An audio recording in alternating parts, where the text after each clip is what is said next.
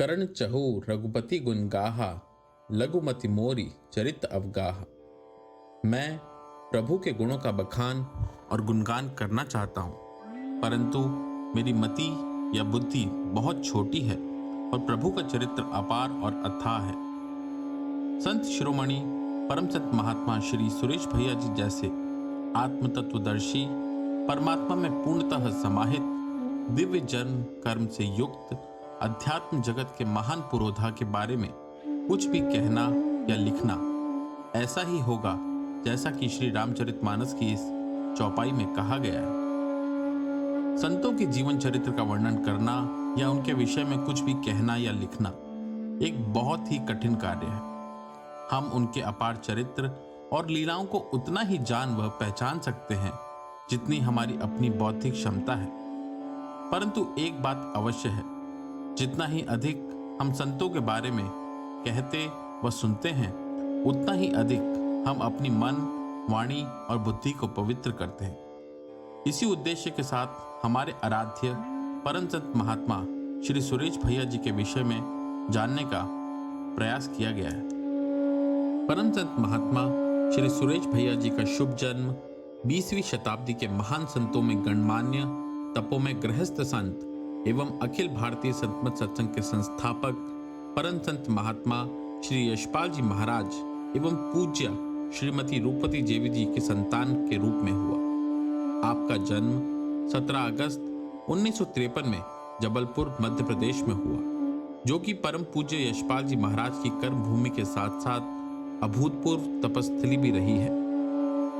पूज्य भाई साहब जी फरमाते थे कि सुरेश भैया जी का जन्म सदगुरुदेव परम संत महात्मा ब्रजमोहन लाल जी महाराज पूज्य दद्दा जी महाराज की दया व दुआ से हुआ है। पूज्य दद्दा जी महाराज ने आपके शुभ जन्म पर आशीर्वचन देते हुए कहा था, भगवान उनकी उम्र दराज करे और वो चिरंजीवी व बड़ा बरकत वाला हो। इस प्रकार आपको समुचित आध्यात्मिक जीवन के संस्कार जन्मजात ही प्राप्त हुए। जीवन के 12वें वर्ष में आपको अपने पिता व सदगुरु परम संत महात्मा यशपाल जी महाराज से दीक्षा प्राप्त हुई। ऐसे माता पिता जिनके सानिध्य व दर्शन से ही उत्कृष्ट आध्यात्मिक अनुभव प्राप्त हो जाते हैं, उनकी गोद में पले बड़े बालक की आध्यात्मिक उपलब्धियों का अनुमान लगाना असंभव नहीं तो अत्यंत कठिन अवश्य है। परम संत महात्मा यशपाल जी महाराज अपने समय के प्रतिष्ठित टेलीफोन इंजीनियर थे और इसी सूझबूझ से आपने पूज्य भैया जी को भी इंजीनियरिंग की शिक्षा दी। आपने मथुरा के कॉलेज से अपनी शिक्षा पूर्ण करी। इंजीनियरिंग की शिक्षा प्राप्त करने के बाद आप सन 1975 में Indian telephone industries Raebareli UP में कार्यरत हुए। आप जब सर्विस के लिए पहले पहल घर से बाहर गए तो आपके सीधे साधे व सरल स्वभाव को देखते हुए पूज्य भाई साहब जी ने एक वरिष्ठ सत्संगी व इंजीनियर श्री के.वी. कृष्णमूर्ति जी को आपके साथ भेजा, जो वहां लगभग 3 महीने आपके साथ रहे, जिन्होंने की आपको वहां के वातावरण में रहने की व्यवस्था व आस्था से आपको अवगत कराया। जब तक आप रायबरेली रहे, आप मथुरा काफी आया जाया करते थे। मथुरा में श्री राधे वल्लभ जी, जो कि रिश्ते में आपके चाचा जी भी लगते हैं, उनके यहाँ संत सुधा छपा करती थी।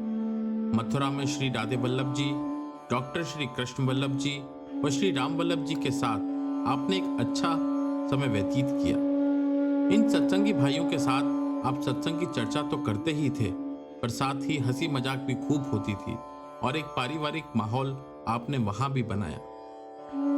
ITI में कार्यरत होने के 4 वर्ष बाद 10 मई सन 1979 को आपका शुभ विवाह संत श्रीमती ममता जी के साथ हुआ और यहीं से आपके सुखद दाम्पत्य जीवन की शुरुआत हुई। आपका अपने माता पिता के प्रति समर्पण और श्रद्धा का एक उदाहरण यहाँ भी देखने को मिलता है कि आपने अपने विवाह के पहले दिन ही धर्मपत्नी श्रीमती ममता जी से यह आग्रह किया था कि आप कभी भी मेरे माता पिता की किसी बात को ना मत कहना। पूज्य ममता जी ने भी आपकी इस बात का सदा अनुसरण किया और पूज्य भाई साहब जी एवं माता जी की किसी भी बात को कभी नहीं टाला। आपके विवाह के पश्चात आपकी धर्मपत्नी संत श्रीमती ममता जी भी वहीं इंडियन टेलीफोन इंडस्ट्रीज में कार्यरत हुई। आप दोनों के गौरवपूर्ण आत्मीय व्यवहार व आचरण से आपने अपने आसपास की कॉलोनी को एक विस्तृत परिवार की तरह परिणित कर लिया। दूरभाष नगर के बहुत से लोग अपने छोटे बड़े कामों में पूज्य भैया जी का सहयोग लेते रहते थे और वहां सभी लोग आपको गोयल साहब के नाम से जानने लगे। कभी कभी आप अपने काम से घर से निकलते और रास्ते में किसी ने कहा कि गोयल साहब ये काम है, तो आप अपना काम छोड़कर उनकी सहायता में लग जाते। पूज्य श्रीमती ममता जी के स्वाभाविक हेल्पिंग एटीट्यूड के चलते ऐसा करने में कोई कठिनाई भी नहीं होती थी। सद्गुरुओं व बुजुर्गों की कृपा व आशीर्वाद से आपको सन 1980 में सुपुत्र मुदित जी एवं 1985 में सुपुत्री साक्षी जी की संतान रूप में प्राप्ति हुई और इस तरह आप पूर्ण रूपेण गृहस्थ जीवन व्यतीत करते रहे। एक वरिष्ठ सत्संगी जिन्हें आपके साथ रायबरेली कुछ दिन रहने का सौभाग्य प्राप्त हुआ, उन्होंने बताया है कि बाजार में जहां भी आप जाते वहां के हर दुकानदार आदि आपसे परिचित दिखाई देते और बड़ी ही आत्मीयता के साथ व्यवहार करते दिखाई देते। एक बार एक मिठाई की दुकान पर बच्चों के लिए मिठाई लेने गए तो क्या देखा कि मिठाई वाला एक कटोरी में इन सत्संगी भाई को रसगुल्ला पेश करने लगा। आप सोचने लगे, इनसे जान न पहचान ये मुझे रसगुल्ला क्यों खिला रहे हैं। आपने पूज्य भैया जी की तरफ देखा तो आपने फरमाया कि कोई बात नहीं, ले लीजिए। दुकानदार ने पूज्य भैया जी को देखकर ही ऐसा किया था। इस प्रकार ये देखा कि प्राय हर जगह, चाहे वह किराने की दुकान हो, दवाई की दुकान हो या और कोई स्थान हो, पूज्य भैया जी का एक प्रतिष्ठित व्यक्ति की तरह हर जगह आदर सत्कार होता था। ये सब आपके मधुर व सरल स्वभाव के अतिरिक्त गुरु कृपा से आध्यात्मिक आभा का प्रभाव था, जो कि सभी के चित्त, मन व हृदय पर आपका प्रभाव अंकित कर देता था। एक बार परम पूज्य भाई साहब जी व पूजनीय माता जी रायबरेली गए हुए थे। तब पूज्य भाई साहब जी ने किसी घर के काम आदि के लिए कुछ रुपए भेजने की बात कही। आप दोपहर में जब लंच टाइम में घर पर आए तो पूज्य भाई साहब जी के सामने बैंक ड्राफ्ट रख दिया। पूज्य भाई साहब जी देखकर बोले कि अरे, अभी लाने के लिए थोड़े ही बोला था, आपसे कहते देर नहीं हुई कि आपने ड्राफ्ट बनवा दिया। और वे माता जी की तरफ देखने लगे और मन ही मन बहुत खुश हुए। आपने सदा ही अपने माता पिता की हर एक आज्ञा का अक्षरशः पालन किया और उनके श्रीमुख से निकले वचनों की पालना करने में आप एक क्षण भी नहीं लगाते थे। आपके इसी आचरण की वजह से आपकी माता जी आपसे बेहद प्रसन्न रहती थी और आप भी ये बात अक्सर कहा करते थे कि मैं तो अपनी माँ का बेटा हूँ। आपकी ये बात सुनकर पूज्य भाई साहब जी भी बहुत खुश होते और कहते थे, जिसने अपनी माँ का दिल जीत लिया उसने सब जीत लिया। एक बार पूज्य माता जी गार्डन में टहल रही थी कि अचानक आपको चक्कर आया और आप गिर पड़ी। इस घटना के बाद आप बड़े विचलित हो गए और डॉक्टर के परामर्श के बाद माता जी की एहतियातन एंजियोग्राफी तक करवाई और ये सुनिश्चित किया कि घबराने की कोई बात तो नहीं है। एक सत्संगी भाई ने बताया है कि एक बार वे सीसी कॉलोनी दिल्ली में ठहरे हुए थे और पूज्य भैया जी भी उन दिनों रायबरेली से दिल्ली आए हुए थे। पूज्य भैया जी को ऐसा महसूस हुआ कि जो गद्दे पूज्यपाद भाई साहब जी व माता जी उपयोग कर रहे थे वो आरामदायक नहीं है और आप इन सत्संगी भाई को अपने साथ लेकर तुरंत पैदल ही बाजार गए। वहां दुकान पर जो बेस्ट क्वालिटी का गद्दा था वो खरीदकर ठेले पर रखवा कर ले आए। इस घटना से ये नजर आता है कि आप अपने माता पिता व अपने गुरुदेव की हर छोटी से छोटी आवश्यकता व उनके आराम का कितना ख्याल रखते थे। दूसरों के प्रति दया व करुणा का भाव, गुरु एवं माता पिता में पूर्ण श्रद्धा और समर्पण के फलस्वरूप आप अध्यात्म मार्ग में भी निरंतर प्रगति ही करते चले गए। 12 वर्ष की आयु में अपने पिता पूज्यपाद भाई साहब जी को ही अपना सर्वस्व व अपना गुरु मान लेने के बाद से ही आप अध्यात्म के पथ पर उन्नति करते चले गए। आप अपने आध्यात्मिक अनुभवों की सूचना निरंतर अपने सद्गुरुदेव जी को पत्र द्वारा देते रहते थे। ऐसा ही कुछ अनुभव आपने पत्र के रूप में इस प्रकार लिखे। सुबह के समय कुछ देर के लिए आंख लगी तो देखा कि एक बहुत ही सुंदर बगीचा है और ये उसमें टहलता हुआ पहुंचता है। अजीब अजीब पेड़, फूल, बहुत सुंदर सुगंध मन को अच्छी लग रही थी। कुछ दूर आने के बाद भगवान राम वानर सेना लिए उसी बाग में घूम रहे हैं। काफी प्रकाश है। कुछ दूर जाने पर हनुमान जी के दर्शन होते हैं और आपका बहुत ही विशाल शरीर है। मुझे देखकर वह भी अपना शरीर छोटा करते हैं और कहते हैं, तुम जिसे खोज रहे हो वो हमारे पास है। मैंने कहा, तो दिखाओ। फिर आपने अपनी छाती खोली और उसमें पूजनीय पिताजी व माताजी के दर्शन किए। अब मैं उस बगीचे से वापस आ रहा हूं तो कुछ दूर चलने के बाद माताजी व पिताजी दोनों एक साथ कपड़े के जूते पहने हुए, हाथ में छड़ी लिए हुए उसी बाग में टहलने के लिए आते हैं और मैं बेंच पर बैठा हुआ हूं। आपके दर्शन करता हूं, बस आंख खुल जाती है। दूसरा स्वप्न देखा, मैं दिल्ली घर पर हूं, सीसी कॉलोनी में। आप मुझे पुकारते हैं और कहते हैं, तुमने समाधि देखी है अपने सिलसिले के बुजुर्गों की? चलो तैयार हो जाओ। आप हाथ में छड़ी लिए हुए हैं। आप आगे आगे और मैं सिर्फ एक कदम पीछे पीछे हूं। आप कुछ बोलते जाते हैं जो याद नहीं है, कुछ बताते जाते हैं। काफी दूर जाने के बाद एक बहुत ही सुंदर बगीचा जिसमें ठंडी हवा बह रही है, उसमें एक गुफानुमा दरवाजा है। उस दरवाजे पर पहुंचकर आपने कहा, नतमस्तक प्रणाम करो, यहीं से समाधि स्थल शुरू होता है। ये दंडवत प्रणाम करता है और अपने सामने श्री दत्ताजी महाराज को पाता है। वे आपसे कुछ कह रहे हैं तथा आपकी छड़ी ले लेते हैं, फिर समाधि स्थल पर ले जाते हैं। बस आंख खुल जाती है। उक्त दोनों ही अनुभव आपको जिस समय हुए तब आपकी तबीयत बहुत खराब थी व दवाइयां चल रही थी, जिसके पत्रोत्तर में पूज्य भाई साहब जी ने लिखा, आपके दोनों स्वप्न बहुत ही सुंदर हैं। बुजुर्गों और भगवान की आप पर बड़ी कृपा है। जो दुख अपने इष्ट के दर्शन इतने सुंदर रूप में करा दे वह भी बहुत मुबारक है और वह स्वप्न आपकी दृढ़ निष्ठा का प्रतीक है। प्रभु कृपा से आपका कष्ट कितना सुखमय हो गया जिसको आप जीवन भर भूल नहीं पाएंगे। दूसरे स्वप्न में अपने गुरु एवं दादा गुरुदेव जी के साथ समाधि दर्शन बहुत ही सुंदर एवं महत्व का स्वप्न अनुभव है। परमात्मा से प्रार्थना है कि आपके हृदय में बुजुर्गों का प्रेम, श्रद्धा, विश्वास और भक्ति नित बढ़ती रहे। परम पूज्य भाई साहब जी ने सन 1992 में ही श्री बद्रीनाथ धाम में निर्वाण लेने का मन बना लिया था, परंतु माता जी के इसरार पर कि अभी सत्संग को और दृढ़ता प्रदान करनी है, रोक लिया।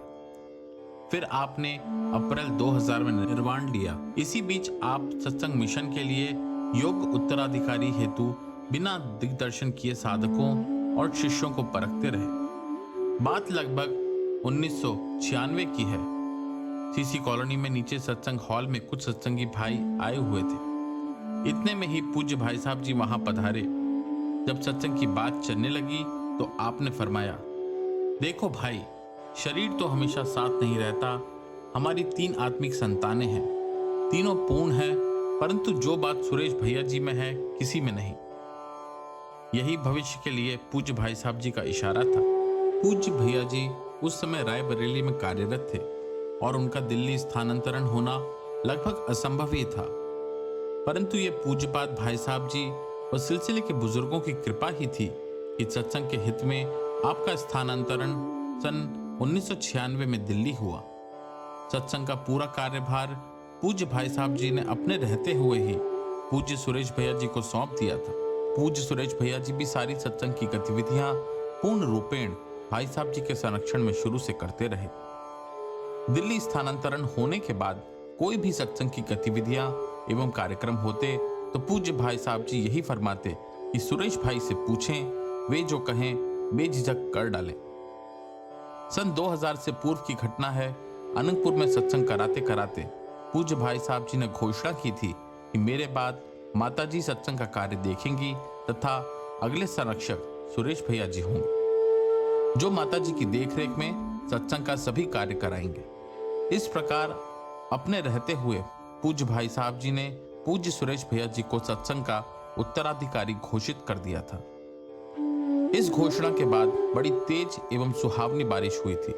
पूज्य भाई साहब जी ने कहा, देखो भाई, भगवान भी इस घोषणा से खुश हुए हैं। इसके साथ पूज्य भाई साहब जी ने यह भी कहा था, जो लोग इस सत्संग से अलग होंगे उनके पास कुछ नहीं रहेगा। और हुआ भी कुछ ऐसा ही, क्योंकि संतों की बात पत्थर की लकीर होती है।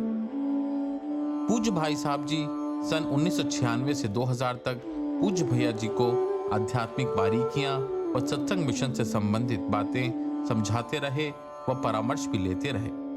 परम पूज्य भैया जी ने भी अपने गुरु की कसौटी पर खरे उतरते हुए उनकी खूब सेवा की। इसी बीच पूज्यपाद भाई साहब जी ने पूज्य भैया जी को दिल्ली के बाहर के सत्संग कार्यक्रम संपन्न कराने की जिम्मेदारी सौंपना आरंभ कर दिया था। सन 1995 में हाथरस कार्यक्रम का पहला ऐसा अवसर था जहां पूज्य श्री सुरेश भैया जी ने पूज्य भाई साहब जी के अनुसार सत्संग को संपन्न कराया। एक वरिष्ठ सत्संगी भाई ने संस्मरण में बताया है कि पूज्य भाई साहब जी ने पूज्य भैया जी को हिमाचल प्रदेश के एक सत्संग कार्यक्रम संचालित करने के लिए भेजा था। पूरी तत्परता के साथ भैया जी अन्य सत्संगी भाई बहनों के साथ वहां पहुंचे। सत्संग में पधारे भाई बहनों के अलावा परम पूज्य भाई साहब जी के लघु भ्राता पूज्य सतपाल जी भी वहां उपस्थित हुए थे। वहां उपस्थित कुछ वरिष्ठ सत्संगी भाइयों ने परम पूज्य भैया जी से कहा कि पूज्य चाचा जी भी आए हुए हैं, तो क्यों ना उन्हें सत्संग कंडक्ट कराने दिया जाए। परम पूज्य भैया जी ने बड़े धैर्य से सबका प्रस्ताव सुना और बड़े ही आदर से फरमाया कि बड़ा अच्छा संयोग है कि पूज्य चाचा जी पधारे हैं, वे हमारे आदरणीय हैं। परंतु एक बात मैं स्पष्ट कर दूं कि मुझे मेरे गुरुदेव ने आज्ञा देकर यहाँ सत्संग कार्यक्रम कंडक्ट कराने के लिए भेजा है। मैं उनकी आज्ञा का अक्षरशः पालन करूं। वे अगर ऐसा कहते तो मैं वैसा ही करता। बड़े ही फैज के संग कार्यक्रम संपन्न हुआ। सभी भाई बहनों ने अनुपम फैज का अनुभव किया। दक्षिण के एक वरिष्ठ सत्संगी भाई ने बताया कि सन 2000 में परम संत महात्मा यशपाल जी महाराज ने 3 अप्रैल को महापरायण प्राप्त करने से 3 दिन पहले उनको सपने में दर्शन देते हुए सूचित किया कि भाई, इस सेवक और सुरेश भैया जी के बीच में कोई भी अंतर नहीं है, हम दोनों एक ही हैं। जैसा वो कहें आप वैसा ही कर दीजिए। परम पूज्य भैया जी ने अपने गुरुदेव की आज्ञा अनुसार सन 1997 में आंध्र प्रदेश में सत्संग के प्रचार प्रसार हेतु कार्यक्रम कराना प्रारंभ किया। तब उन्होंने 23 सेंटर विजिट्स की। छोटे छोटे ग्रामीण इलाकों के सेंटर विजिट और सड़कों पर प्रभात फेरी निकालना, ये सब पूज्य भैया जी के कार्यक्रम का भाग होता था, जिससे संख्या में बड़ी तेजी से इजाफा होने लगा। आप 1997 से 2009 तक हर 2 साल में एक बार दक्षिण भारत में प्रोग्राम कराया करते थे तथा 2010 से हर साल वहां प्रोग्राम कराने लगे। हर सेंटर में जो नए साधक आते थे उनसे पूछ कर उनकी शंकाओं को जानते, समझते और उनके संदेह दूर करते थे। इस तरह उन्होंने सभी को संतुष्ट व आनंदित किया। तब से अभी तक उनकी आज्ञा के अनुसार आंध्र प्रदेश में 250 सत्संग सेंटर में सत्संग चल रहा है। उन्होंने 4000 से ज्यादा जिज्ञासुओं को दीक्षा प्रदान की। भाषा से संबंध न होते हुए भी आप सभी को अपने दिल से दूसरे के दिल को समझाकर सभी को आनंदित किया करते थे। पूज्य भैया जी की सत्संग संचालन की अहर्निश तत्परता का दृश्य दक्षिण भारत के सत्संग के कार्यक्रमों में स्पष्ट रूप से दृष्टिगोचर होता है। रात भर जागकर भी आप कई सत्संग कार्यक्रमों का संचालन करते रहे हैं और हजारों सत्संगी भाई बहनों से मिलकर उनकी सांसारिक व आध्यात्मिक समस्याओं का निदान करते हैं। देर रात तक जागकर फिर सुबह 4:30 बजे से नए साधकों को पूजा देने का कार्यक्रम संपन्न करते हैं। ऐसी आपकी कार्य प्रणाली है जिससे आपकी सत्संग के प्रति प्रेम व कर्तव्य परायणता का अनुमान लगाया जा सकता है। जितनी श्रद्धा भावना व भक्ति भाव यहाँ के लोगों में पूज्य भैया जी के प्रति है, उतना ही प्रेम भाव पूज्य भैया जी का भी उनके प्रति है, जिसका एक सूचक ये भी है कि गत कुछ वर्षों से पूज्य भैया जी स्वयं गुरु पूर्णिमा पूजन के लिए दक्षिण भारत में जाकर सभी साधकों को कृतार्थ करते हैं। दशकों से गुरु पूर्णिमा का पूजन सिर्फ अनंतपुर में होता रहा है, परंतु लंबी दूरी व कभी कभी आर्थिक परिस्थिति के कारण साधकों का वहां आना संभव नहीं हो पाता था। परम श्रद्धेय भैया जी ने राजमुंद्री और आसपास के सभी सत्संग केंद्रों पर अधिक ध्यान ही नहीं दिया, अपितु देश के अन्य सत्संग केंद्रों के भाइयों को अधिक से अधिक संख्या में राजमुंद्री चलकर वहां के भाई बहनों की श्रद्धा भक्ति का प्रत्यक्ष दिग्दर्शन करने के लिए भी प्रेरित किया, जिसके परिणाम स्वरूप अन्य लोगों को भी इन भाई बहनों से बहुत कुछ सीखने समझने को मिला। दक्षिण भारत के भाई बहनों की सत्संग के प्रति गंभीरता का अनुमान इस बात से लगाया जा सकता है कि सत्संग नियमित रूप से सुगमता व सहूलियत के साथ किया जा सके, इस मंशा के साथ उन्होंने कई स्थानों पर सत्संग कक्ष का निर्माण किया हुआ है, जिसका प्रयोग सिर्फ सत्संग कराने व करने के लिए किया जाता है। इन सत्संग कक्षों का उद्घाटन पूज्य भैया जी के कर कमलों द्वारा उनके कार्यक्रमों के दौरान करवाया जाता है।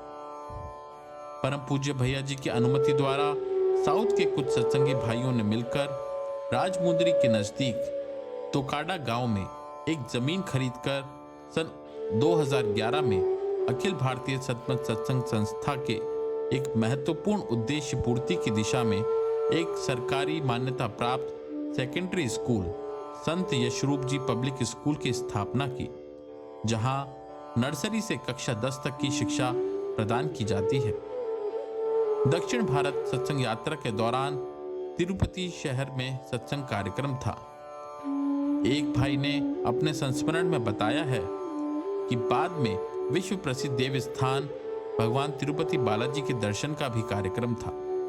परम पूज्य भैया जी खड़े होकर तिरुपति बालाजी की मूर्ति की ओर अपलक निहारते हुए हाथ जोड़कर झूमते रहे। उस समय उनके चेहरे पर एक प्रफुल्लित भाव था, तमतमाया हुआ सुर्ख गुलाबी स्मित, हास्य संयुक्त चेहरा। उसी ट्रिप पर आंध्र प्रदेश के एक गांव में चर्चा के दौरान परम पूज्य भैया जी ने तिरुपति जी के दर्शन का जिक्र कर बताया कि हमें तो वहां अपने गुरु महाराज परम पूज्य भाई साहब जी के खूब दर्शन हुए। यह संस्मरण एक सत्संगी भाई ने साझा किया है, जो कि इस कार्यक्रम के दौरान पूज्य भैया जी के साथ ही थे। तिरुपति बालाजी के दर्शन के पश्चात मंदिर परिसर स्थित आगंतुक कक्ष में परम पूज्य भैया जी को कुछ समय के लिए ठहराया गया था। मंदिर संस्थान की तरफ से उनके प्रतिनिधि ने आकर एक विशिष्ट सम्मान स्वरूप परम पूज्य भैया जी को तिलक लगाकर पटुका, श्रीफल व प्रसाद भेंट किया था। कहा जाता है कि यह सम्मान राष्ट्रपति, उपराष्ट्रपति व जिन्हें वे महात्मा समझते हैं उनको ही दिया जाता है। एक अन्य संस्मरण में इन भाई ने बताया है कि सन 2001 की बात है, दक्षिण भारत सत्संग यात्रा के समय ट्रेन में एकाएक परम पूज्य भैया जी ने डॉक्टर जनार्दन सिंह जी से पूछा, डॉक्टर साहब उस पत्र का जवाब गया या नहीं? डॉक्टर साहब कुछ क्षण स्तब्ध रहे, फिर पूछा, भैया जी किस चिट्ठी का? सब उत्सुकता से देखने लगे। डॉक्टर साहब रुआंसे से हो गए और कहा, क्षमा करना भैया जी, ये जवाब नहीं भेज पा रहा। उस चिट्ठी में उनका पता ही नहीं लिखा है। परम पूज्य भैया जी एक अजीब सी कशिश में खो गए। उनकी आंखों में हल्के से अश्रु बिंदु छलकते नजर आए। धन्य है वह भक्त। उन्होंने कहा, डॉक्टर साहब कोई बात नहीं, अब हम राजमुंद्री ही जा रहे हैं, उसे भी खबर जरूर होगी। उम्मीद है वह वहां जरूर आएगा। आप ख्याल रखना, ऐसे भक्तों के दर्शन लाभ हम भी कर सकेंगे। जैसे ही डॉक्टर साहब परम पूज्य भैया जी के पास से उठे, वाकया क्या है जानने के लिए सभी भाईजन भी उत्सुकतावश डॉक्टर साहब के पीछे चल दिए।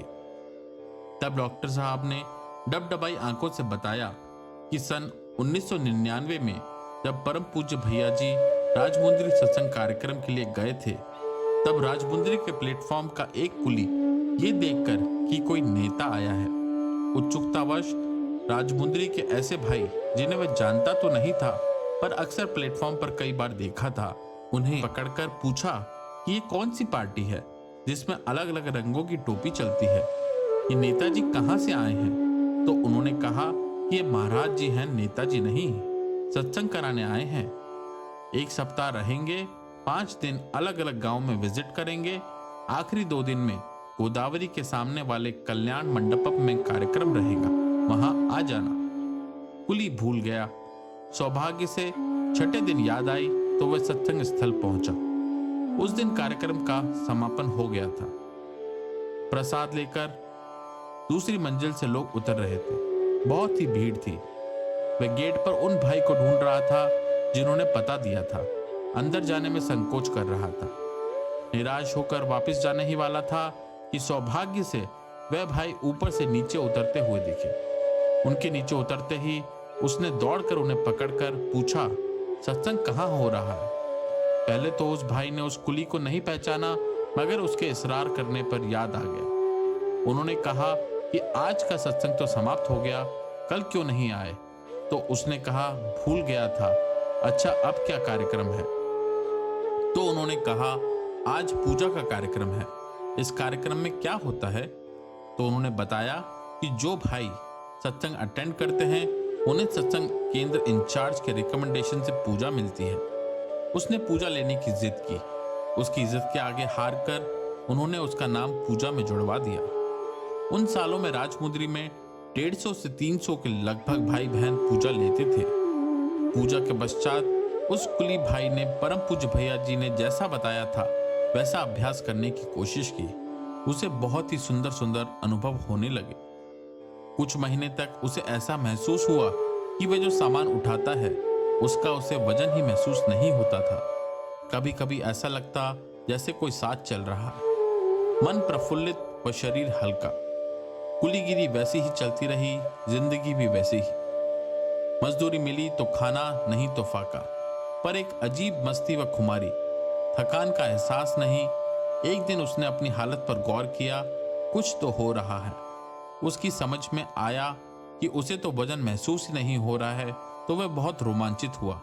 उसे लगा कि ये बात किसी से करूंगा तो लोग मुझे पागल समझेंगे। अब वह बेसब्री से उन सत्संगी भाई का इंतजार करने लगा जिसने पूजा दिलवाई थी। आखिरकार कुछ महीनों के पश्चात एक दिन वह भाई दिखे तो दौड़कर उन्हें पकड़ा और बहुत ही खुशी से मिला। उन्हें अपने सारे अनुभव सुनाए और कहने लगा, भाई आप कितने भाग्यशाली हैं, काश और पहले मिलते। अनुभव तो उन भाई को भी हुए थे पर इस प्रकार के नहीं। उसे उन्होंने कहा, राम राम राम, तुमने तो अपना बोझा गुरु महाराज जी से उठवाया, तुमसे तो पाप हो गया, प्रायश्चित करना पड़ेगा। ऐसा सुनते ही वह कुली ग्लानि से भर गया। बोला, मैंने तो सपने में भी ऐसी कोई प्रार्थना नहीं की थी कि गुरु महाराज जी से उसका बोझा उठाए। फिर महाराज जी ने उसका बोझा क्यों उठाया? निराश हो प्रायश्चित पूछने लगा तो सत्संगी भाई ने उसे परम पूज्य भैया जी को पत्र लिखने को कहा। अंततः वह कोर्ट गया। वहां एक ऐसा अर्जी लिखने वाले को ढूंढा जिसे हिंदी आती हो। वह तेलुगु जानता था। उसे इतना पता था कि गुरु महाराज जी हिंदी जानते हैं। उन्हें बहुत परेशान किया, अब और नहीं। तेलुगु में बोलकर एक हिंदी पत्र लिखवाया जिसका कि वर्णन किया जा रहा है। उसमें उसने ये लिखा था कि महाराज जी, जब इसने आपसे ऐसी कोई प्रार्थना ही नहीं की थी तो फिर आप इसका बोझा क्यों उठाते रहे? इसके लिए आपने इतने कष्ट क्यों उठाया? मुझे अपनी जिंदगी से कोई शिकायत नहीं। ईश्वर ने जैसा उचित समझा वैसा जीवन दिया, पर आपने ऐसा क्यों किया? वे भाई कहते हैं कि मुझसे पाप हो गया, प्रायश्चित करना पड़ेगा। तो हे महाराज जी, इसे प्रायश्चित बताएं कि क्या करना है। इस घटना के बाद से मन इतना भारी हो गया था कि अब हल्का वजन भी भारी लगने लगा। उसने यही लिखा था कि महाराज जी, गलती क्षमा करना। मैं खुद नहीं लिख पा रहा हूँ, पैसे देकर चिट्ठी लिख रहा हूँ, इसके लिए भी क्षमा करना।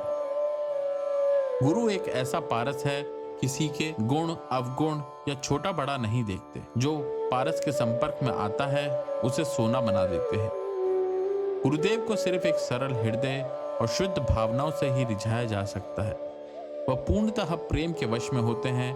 जहां सच्चा प्रेम होता है वहां गुरुदेव खींचे चले आते हैं।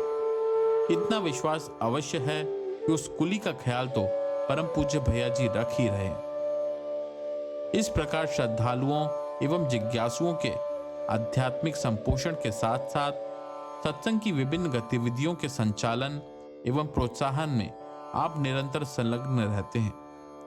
आज ABSS का वट वृक्ष पूरे भारत में लहलहाता हुआ अनेक साधकों के लिए आध्यात्मिक शरणस्थली बना हुआ है। इसका पूरा श्रेय परम पूज्य भैया जी को जाता है। परम पूज्य महात्मा श्री यशपाल जी महाराज के आखिरी दिनों में 200 के लगभग सत्संग केंद्र देश भर में चल रहे थे, जो आज 1700 से भी अधिक संख्या को पार कर चुके हैं। केंद्रीय राष्ट्रीय सत्संग कार्यक्रम संपूर्ण देश के विभिन्न प्रदेशों अर्थात उत्तर में जम्मू से लेकर दक्षिण में केरल कन्याकुमारी तक, पश्चिम में गुजरात से लेकर उत्तर पूर्वी प्रदेशों के विभिन्न सत्संग केंद्रों पर सत्संग कार्यक्रमों के संचालन हेतु अहर्निश तत्पर रहते हैं। अपनी सर्विस के दौरान भी पूज्य भैया जी पूरे भारतवर्ष में सत्संग कार्यक्रम करते कराते रहे।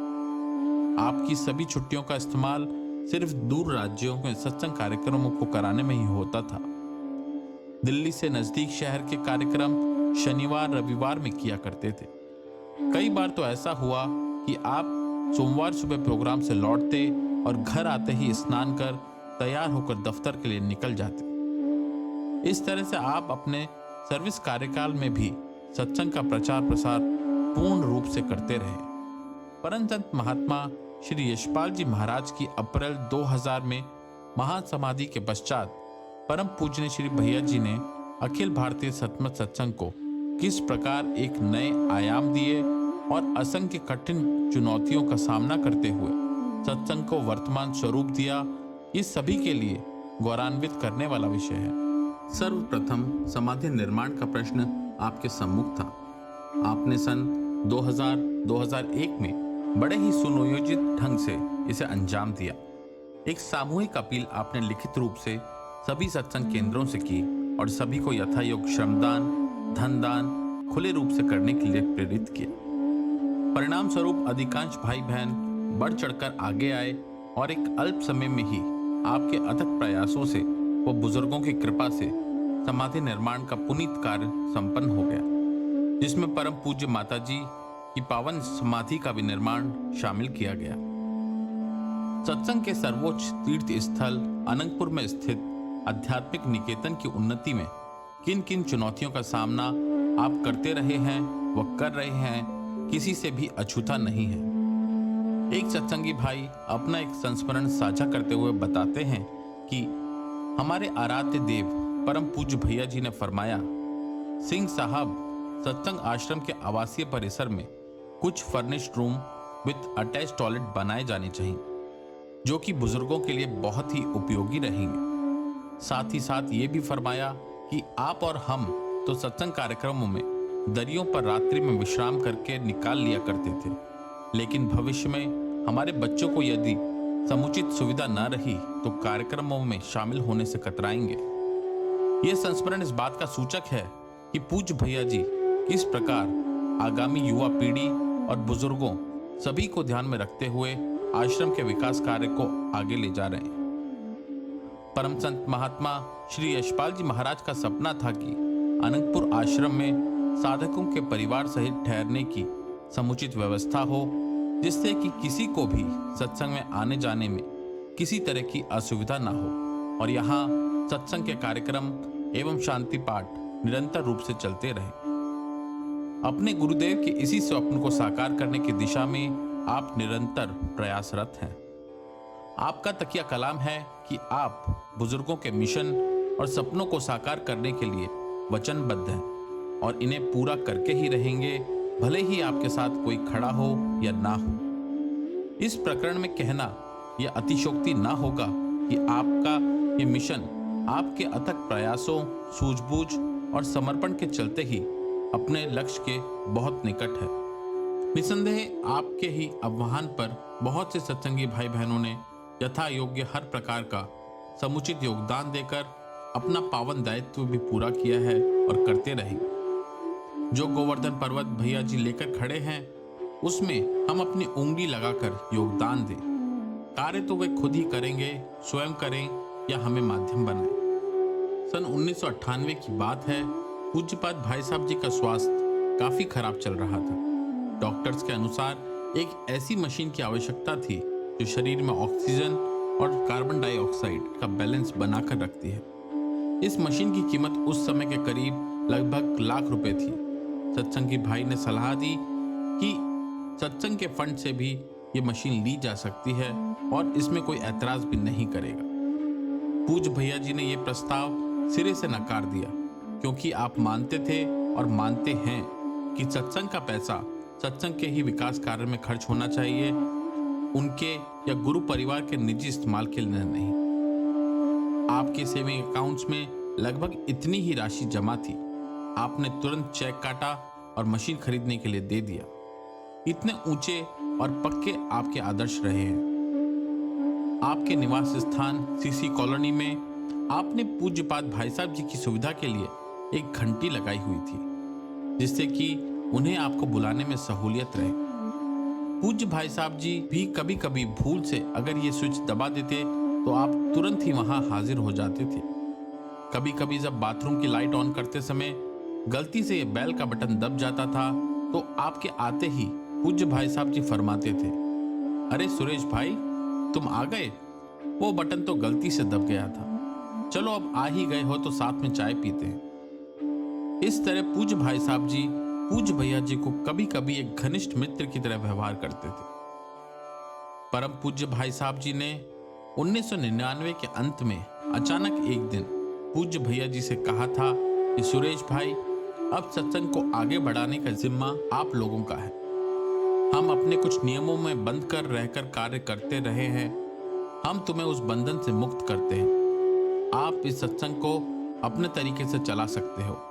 अब ये पूर्ण पेड़ बन चुका है, इसे खूब फैलाओ, विकसित करो, कोई बंधन नहीं।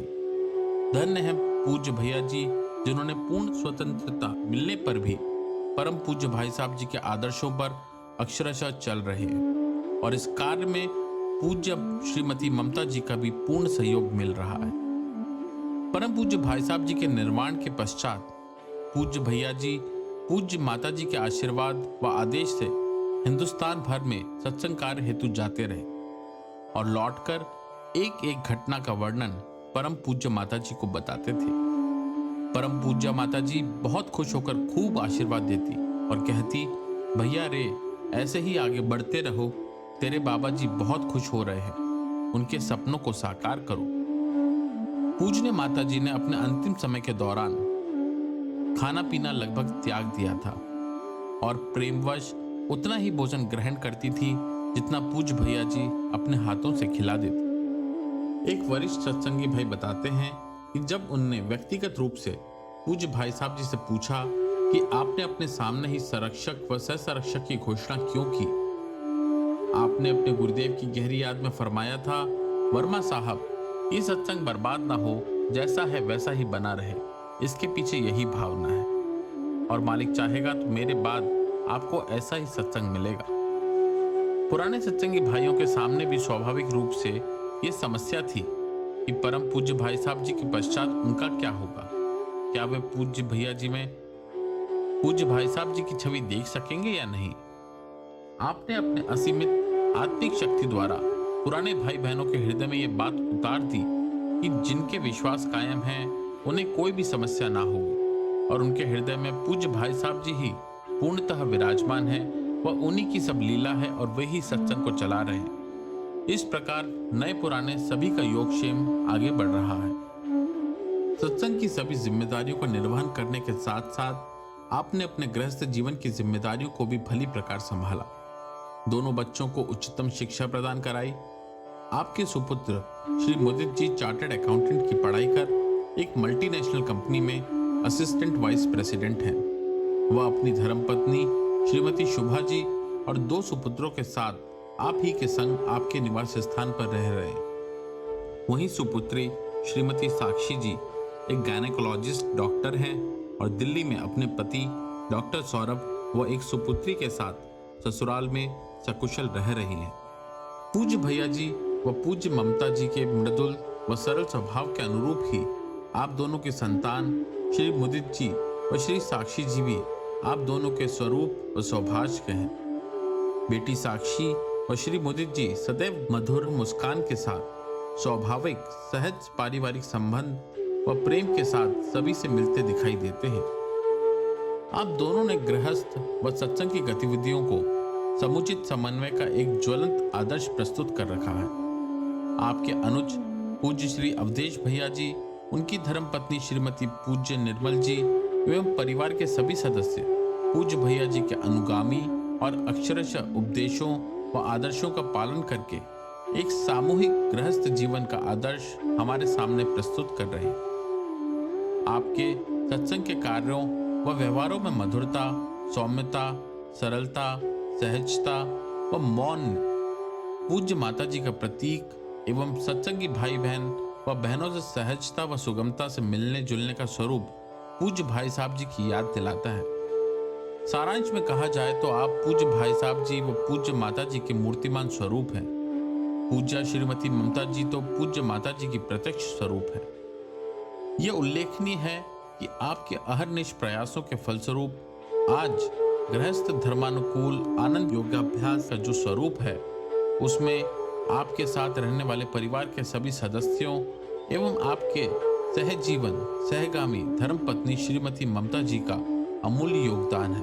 प्रारंभ से ही पूज्या ममता जी बच्चों के पालन पोषण एवं आजीविका का उपार्जन व अन्य व्यवहारिक पारिवारिक व सामाजिक उत्तरदायित्वों का निभाने के साथ साथ आप सभी सत्संग के कार्यों व कार्यक्रमों में पूज्य भैया जी के साथ साथ कदम ब कदम निरंतर संलग्न है। परम पूज्य पाद भैया जी ने वर्तमान में कोरोना संकट के चलते हुए भी सभी भाई बहनों को दैनिक ऑनलाइन सत्संग व रामधुन का लाभ देकर अपार कृपा की है, जो सत्संग का एक विकल्प बनकर उभरा है।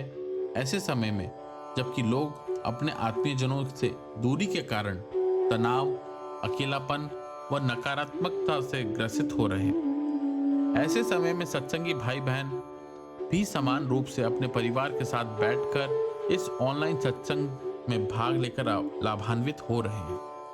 इस माध्यम में समय व स्थान की बाधा भी नहीं है और अपने आराध्य को पहले से अधिक निकट पा रहे हैं। ऐसे मुश्किल समय में जबकि आश्रम में भंडारा व गुरु पूर्णिमा का पूजन आयोजित न होने की वजह से साधक अपने आप को कृपाधार से वंचित महसूस कर रहे थे, उस समय पूज्य भैया जी ने अपनी विशेष कृपा का परिचय देते हुए ऑनलाइन कार्यक्रम व लाइव दर्शन की समुचित व्यवस्था कर हर एक साधक की आत्मा को तृप्त कर दिया। गुरु पूर्णिमा के अवसर पर लगभग 10,000 श्रद्धालुओं ने परिवार सहित गुरु पूजन किया और पूज्य भैया जी से व्यक्तिगत संवाद भी कर सके, जो कि अपने आप में एक कीर्तिमान ही है। इति मार्ग आनंद योग की इस विद्या को सर्वसाधारण जन जन तक सारे विश्व में पहुंचाकर मानवता की सेवा, आध्यात्मिक जीवन निर्माण हेतु क्रियात्मक साधना की प्रैक्टिकल प्रैक्टिस ऑफ आनंद योग एवं संबंधित आनंद योग साधन साहित्यों को उपलब्ध कराना आपके जीवन का पावन उद्देश्य बनकर रह गया है। परम पूज्य भैया जी ने सभी भाई बहनों को ये छूट दे रखी है कि बिना किसी रोक टोक के कभी भी किसी भी समय कोई भी सत्संगी भाई उनसे संपर्क साध सकता है। वह अपनी किसी भी आध्यात्मिक व दुनियावी समस्या का समाधान पा सकता है।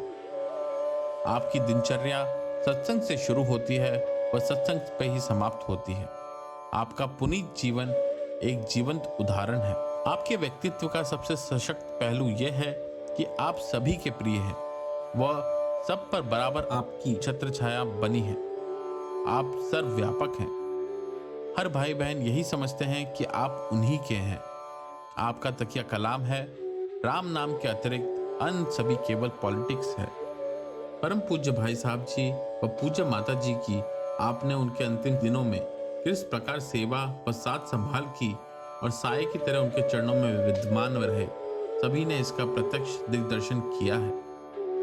परम पूज्य भैया जी ने सत्संग की युवा शक्ति को संगठित किया व बहुत से सेवा कार्य उन्हें सौंपकर सत्संग क्रियाकलापों को वांछित गति प्रदान की है, क्योंकि युवा शक्ति ही सत्संग का भविष्य है और इन्हीं लोगों का सत्संग का वर्तमान स्वरूप देने में भरपूर योगदान रहा है। परम पूज्य भैया जी द्वारा सत्संग का संचालन व संगठन बुजुर्गों द्वारा स्थापित तरीकत और परंपराओं के अनुरूप हूबहू जारी है और बुजुर्गों की इस तरीकत को आपने बिना किसी परिवर्तन के कायम रखा हुआ है, जिसके फलस्वरूप सत्संग कार्यक्रमों में भरपूर फैज की बारिश होती है और आशातीत सत्संग लाभ सभी को प्राप्त होता है।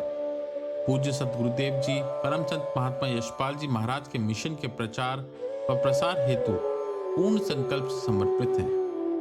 रोशन किए हैं आपने अध्यात्म के घर घर चिराग, विश्व में फैला रहे सद्ज्ञान का अनुपम प्रकाश। पूज्य सुरेश भैया जी के सानिध्य व सत्संग में हजारों साधक आध्यात्मिक उपलब्धियां प्राप्त कर रहे हैं और ये सभी साधकों का कर्तव्य है कि परमात्मा से हमारे पूज्यवर की दीर्घायु और कुशल स्वास्थ्य की प्रार्थना करें। हमारे सद्गुरुदेव परिवार सहित सदा सुखी रहें। हम सभी साधक जन अंतिम समय तक उनके वचनों का अनुसरण करें, उनका आज्ञा पालन कर सकें, सत्संग के विषय में उनको हम सभी पूर्ण रूपेण सहयोग कर सकें। यही हम सब साधकों की प्रार्थना उस परमपिता परमात्मा से है। परमात्मा तू ही है, तेरी इच्छा पूर्ण हो।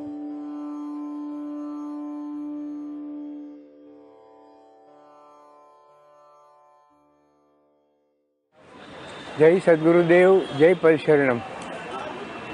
मेरा नाम रसिकलाल शाह है। मैं बम्बई के रहने वाला हूँ।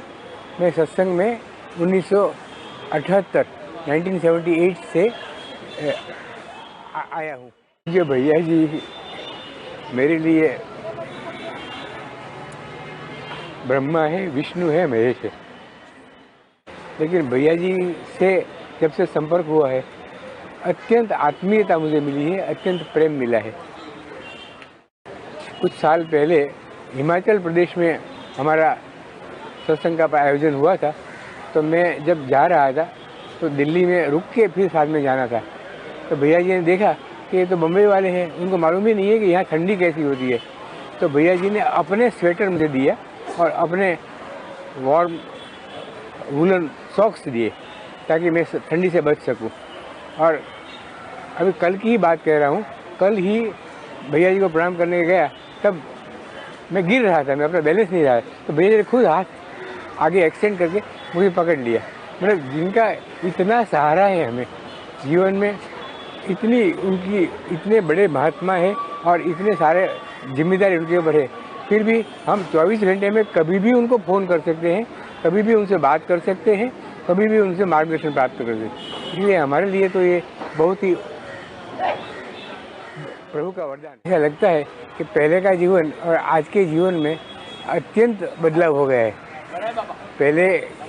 पहले का जो अभिमान था, पहले की जो कड़कता थी, पहले की जो स्वार्थ वृत्ति थी, वो सभी में धीरे धीरे बदलाव हुआ।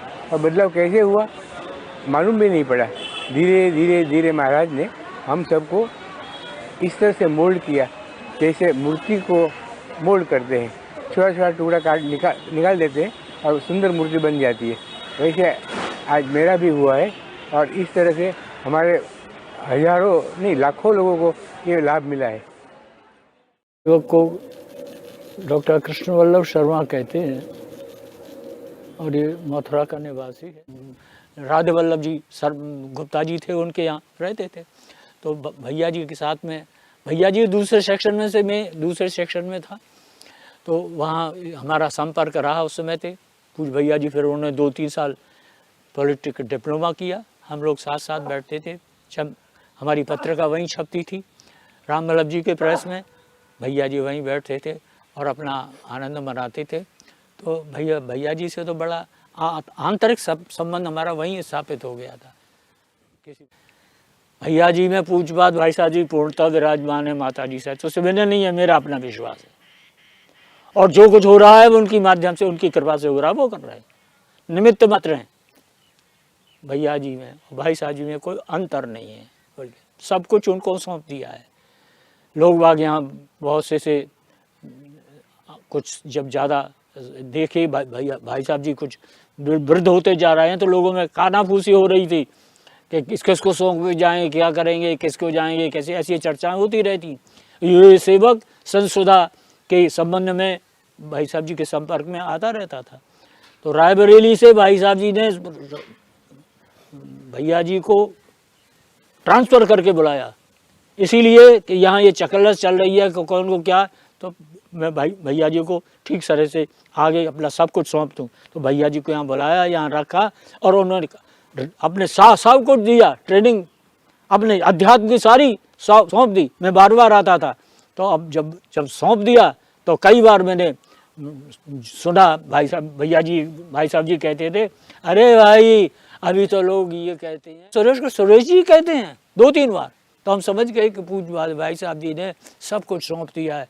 और पहला जो भैया जी ने सत्संग किया कार्यक्रम हाथरस में, बड़ा आनंद आया, शांति बरोबर से बड़ी सफलतापूर्वक सत्संग हुआ। और तब से फिर आगे चले RS सिंह साहब उनके साथ में थे, बाकी और हम सब लोग थे। तो पूर्णतः अपना सब कुछ सौंप दिया है उनको और उनमें ही विराजमान है, वही कर रहे हैं, ये हमारा दृढ़ विश्वास है, उनकी कृपा से हो रहा है। और भगवान से यही प्रार्थना है भैया जी को दीर्घायु दे, लोगों का कल्याण होता रहे और हम सबका कल्याण होता है, उनके चरणों में हम लोग बने रहें, यही प्रभु से प्रार्थना करते रहते हैं भगवान की कृपा से। जय सतगुरुदेव, जय परमात्मा। परम पूज्यपाद भाई साहब जी के निर्देशानुसार सेवक का निर्देश था कि सुरेश भाई के साथ साये की भांत लग करके आप हमेशा जहाँ वो जाएंगे उनके साथ रहेंगे आप, और सत्संग में जहाँ वो जाएंगे वहाँ आप जाएंगे। इसी कड़ी के दौरान एक अभूतपूर्व अनुभव हुआ। नागपुर और उसके निकटवर्ती स्थानों पर सत्संग का कार्यक्रम था, सेवक साथ में था। तो वहाँ पर सत्संग के सेंटर्स का विजिट कार्यक्रम था। उसी विजिट में सुबह से निकले और नागपुर से चल कर के सारे जितना सबर्बन इलाका घूमते हुए वर्धा विश्वविद्यालय होते हुए शाम तक पूरा कार्यक्रम हुआ। और कार्यक्रम करने के बाद में नागपुर में 24 घंटे का सत्संग का कार्यक्रम था। वहाँ पर अपने अभ्यास के सिद्धांतों को प्रकाश कराने के बाद उपरांत भोजनोपरांत टोली चर्चा का कार्यक्रम जैसा पूर्व निर्धारित था उसी हिसाब से रखा गया। और ईश्वरीय कृपा से और प्रभु की सद्गुरु की कृपा दृष्टि से इस सेवक को उस कार्य के लिए पूज्यपाद भैया जी ने निर्धारित किया कि टोली का चर्चा कार्यक्रम आप कंडक्ट करेंगे। ये सेवक जाकर वहाँ बैठ गया और सोचा कि जब साक्षात प्रभु जी यहाँ विराजमान हैं तो प्रार्थना किया कि भाई यदि आप ही आ जाएं तो लोगों को विशेष लाभ होगा। यहाँ पर इस टोली चर्चा का प्रमुख जो है पूरा लाभ होगा। तो सेवक की प्रार्थना परम पूज्य भैया जी ने स्वीकार कर लिया और आकर के बैठ गए।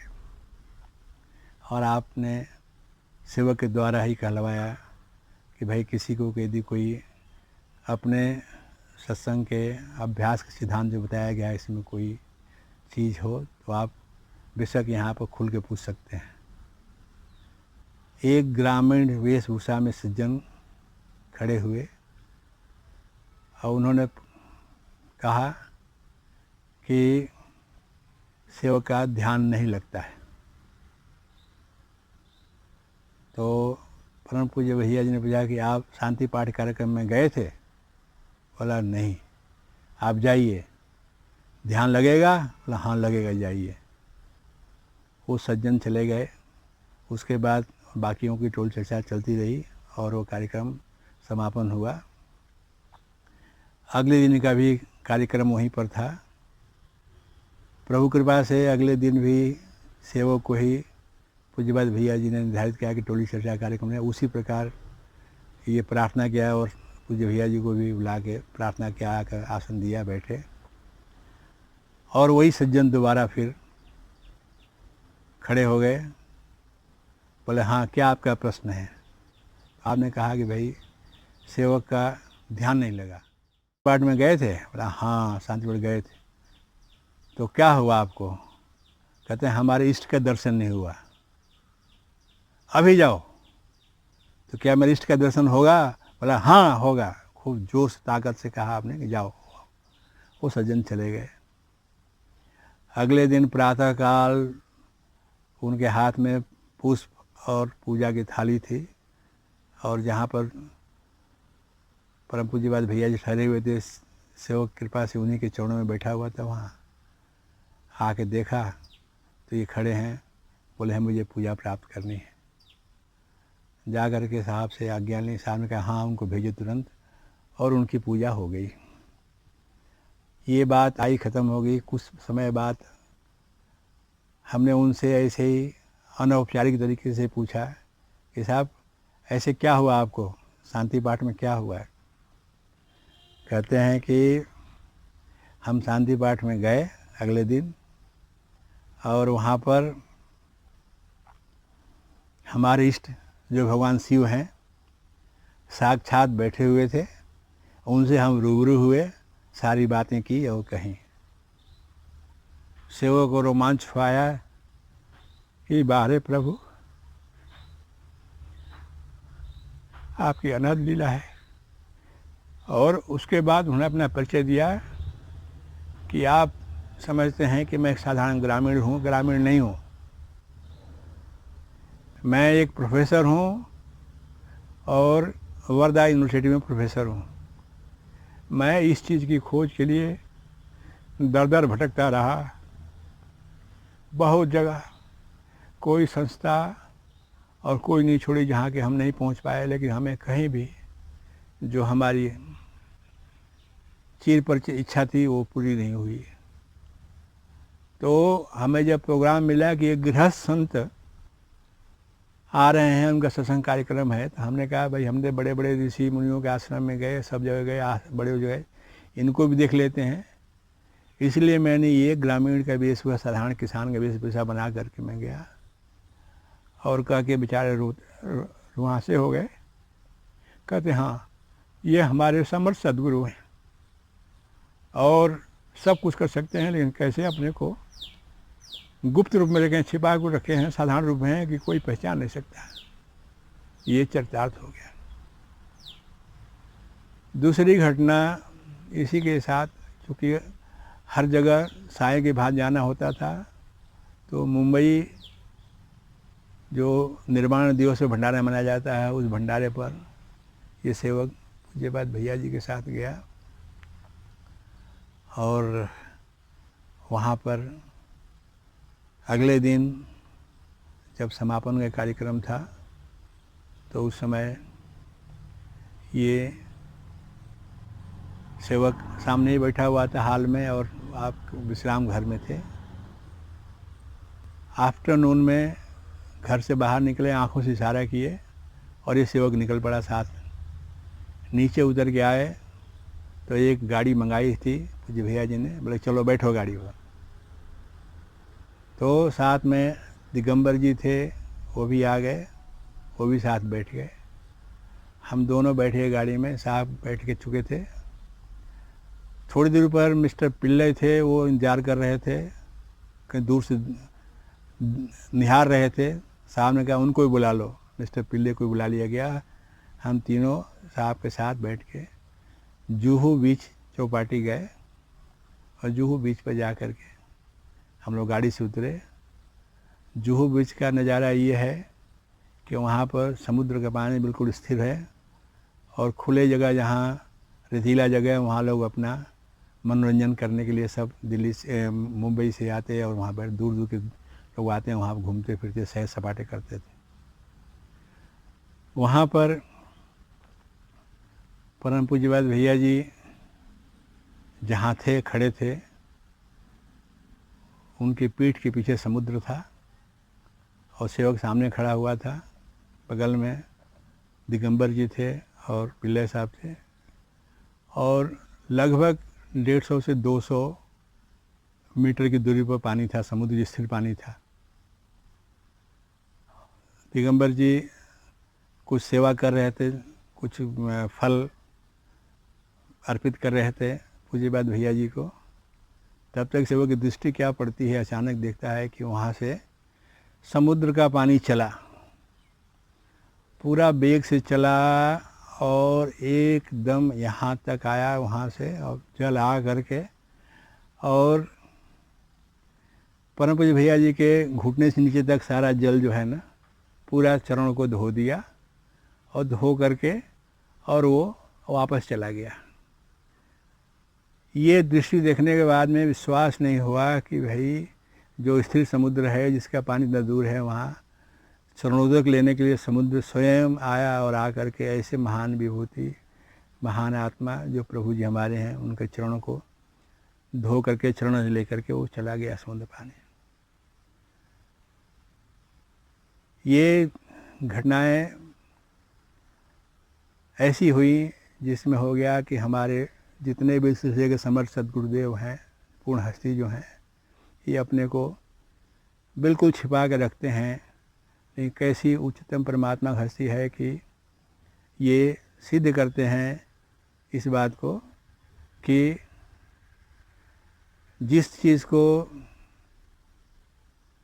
करने में ब्रह्मा विष्णु महेश की जो आकृति ये ग्रंथों में कही गई है, करने में समर्थ नहीं है, उसको सद्गुरु पूरा कर सकता है। हमारे सद्गुरु उन्हीं में हैं जो इसको पूरा कर सकते हैं, करते हैं। इस प्रकार ये चर्चा, ये चर्या लगातार चलती रही, हर जगह, हर पल, हर क्षण, जहाँ जहाँ कहीं गए वहाँ पर, और अपनी लीला का दिग्दर्शन कराते रहे। हमेशा यही जो दृष्टि थी पड़ी रहती थी प्रभु के सामने कि भैया कोई बेअदबी न हो जाए, क्योंकि बुजुर्गों ने कहा हुआ है कि अदब पहला करीना है मोहब्बत के करीनों में। सच्ची मोहब्बत है तो अदब बहुत ज़रूरी है, और अदब इस मार्ग का प्रमुख चीज़ है। अदब संतों की भाषा है, हमारे सद्गुरुदेव कहा करते थे। तो ये अनवरत आज भी इसी प्रकार अपनी कृपा दृष्टि से सबको एक सूत्र में पिरोए हुए हैं, बांध रखे हैं, और सभी आह्लादित हैं, सबको हृदय से उसका आनंद प्राप्त। सभी बुजुर्गान जितने भी हैं, विशेषकर परम भाई साहब जी, पूज्य माता जी, हर समय, हर पल, हर क्षण अपने जिस भाव, जिस मूर्ति में जिसको देखना चाहे वो विद्यमान है। उनके द्वारा ये सब कुछ संचालित हो रहा है, और जो खोल परम पूज्यपाद भैया सुरेश जी की है, उस खोल में ये समाहित हैं, और वही उनके द्वारा सारे कार्य करा रहे हैं। इस प्रकार भैया जिंदगी के बहुत अनुभव पर प्रभु ने कराया हुआ है, चल रहा है, और वो बस यही प्रार्थना रहती है, प्रभु अपने इन चरणों में लगाए रखें।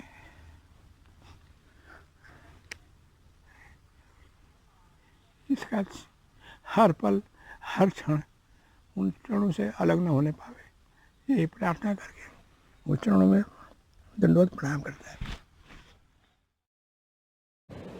ओम जय सद्गुरुदेव, जय पथ शरणम। और पूज्य सद्गुरुदेव और पूज्य माता जी की दया कृपा से 1984 से ही परम पूज्य भैया जी का सानिध्य हमें प्राप्त हुआ। जैसा कि पूज्य माता जी और सद्गुरुदेव जी भाई साहब ड्राइवली जाना चाहते थे, उनके साथ में जाता था, और भैया जी के साथ रहने का काफ़ी अच्छा अवसर प्राप्त हुआ।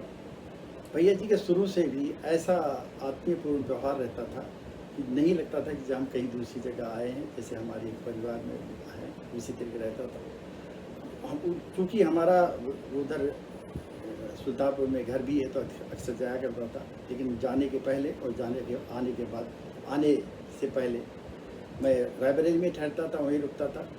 भैया जी का पूज्य बहन ममता जी का इतना सानिध्य, इतना आत्मीयपूर्ण व्यवहार रहता था कि दिल्ली वापस आने की इच्छा नहीं करती थी, लेकिन आना पड़ता था क्योंकि उन दिनों में रिजर्वेशन नहीं मिलता था। और मुझे अभी याद है कि मुदित जिस तरीके से बिल्कुल बाल स्वभाव में अंक में कहते थे कि अंकल आज मत जाइए, तो हृदय का यही कहता था कि मत जाओ।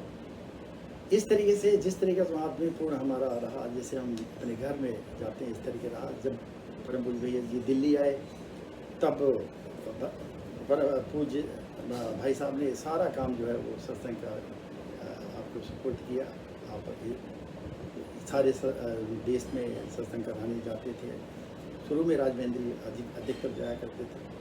जब भी कोई बात होती थी सत्संग के विषय में, जब कोई सदगुरु जी से पूछता था कि क्या कैसे करें, तब कहते थे, बता देते थे, लेकिन ये कहते थे कि भैया जी का नाम लेकर के भाई उससे पूछ लो, सारा काम तो वही कर रहे हैं। इस तरीके से उनके पूर्ण विश्वास को देख करके ऐसा लगता था कि भाई साहब कितना उन पर ये विश्वास करते हैं। और बाद में भैया जी के स्वभाव को, बर्ताव को, व्यवहार को देखते हुए लगता था कि परम पूज्य भाई साहब जो थे वो तो एक तरीके से मर्यादा पुरुषोत्तम थे। तो उसी तरीके से कि मोहि कपट छल छिद्र न भावा, इस स्वरूप में ही भैया जी के पूरा विश्वास के साथ सारा काम दे दिए थे, उनके साथ करते थे। और उसके बाद पिछले 25 साल में देश के कोई भी ऐसा कोना नहीं होगा जहाँ कोई प्रभु भैया जी न गए हों। महीने में 2-4 प्रोग्राम होते रहते हैं, जैसे आप जानते ही हैं। और इतना विस्तार रूप से जितना काम हो रहा है, वो जिस समर्पण भाव से कर रहे हैं, बहुत ही अनोखा और अद्वितीय है। ये सभी लोग जानते हैं हमारा ये किस तरीके से आनंद योग साहित्य का प्रकाशन हो रहा है, इससे काम हो रहा है। और जहाँ तक आत्मिक अनुभव है उसका ये है, जितना तक अभी तक हम लोगों ने काम करते आए हैं, उसमें मैं यही देखता हूँ कि हम तो यंत्रवत काम करते हैं। ये सब भैया जी की प्रेरणा से, पूज्य माता जी साहब की कृपा से अपने आप स्वयं होता है। ये उनका ये जो सारा परिवार है, जो सत्संग का कार्यक्रम है, वो प्रभु भैया जी का ममतापूर्ण व्यवहार और आचार से और ये मुदित वातावरण में बहुत अच्छी तरीके से संपन्न हो रहा है, जो सबके सामने है। आज के इस शुभ दिन पर मैं सद्गुरुओं से, परमपिता परमात्मा से प्रार्थना करता हूँ कि भैया जी को दीर्घायु दें, पूरे सुख समृद्धि के साथ आध्यात्मिक शक्ति दें, ताकि इस उनके आनंद योग के ज्योत को सारे विश्व में फैला सके। ओम जय सद्गुरु जय प्रसन्न।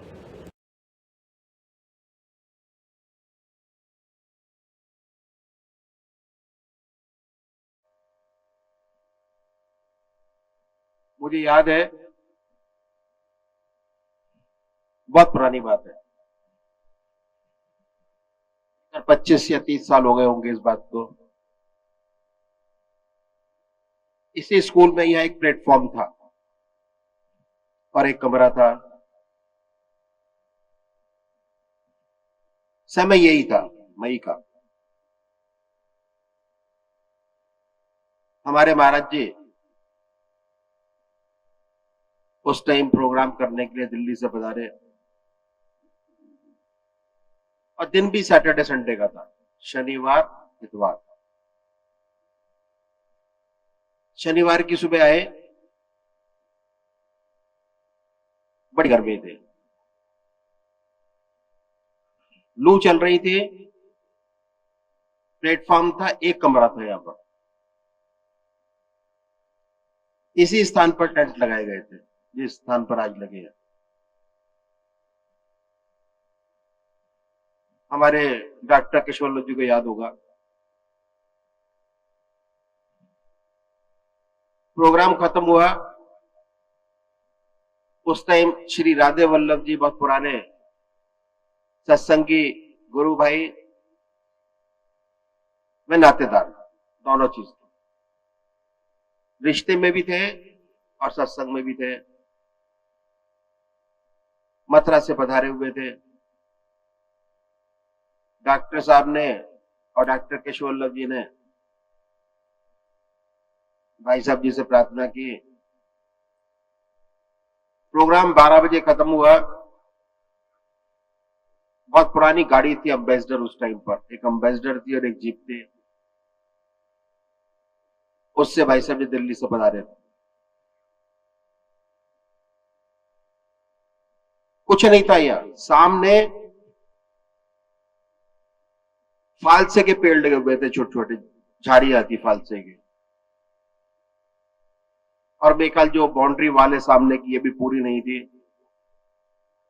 ये भी उधड़ी हुई टूटी हुई सी।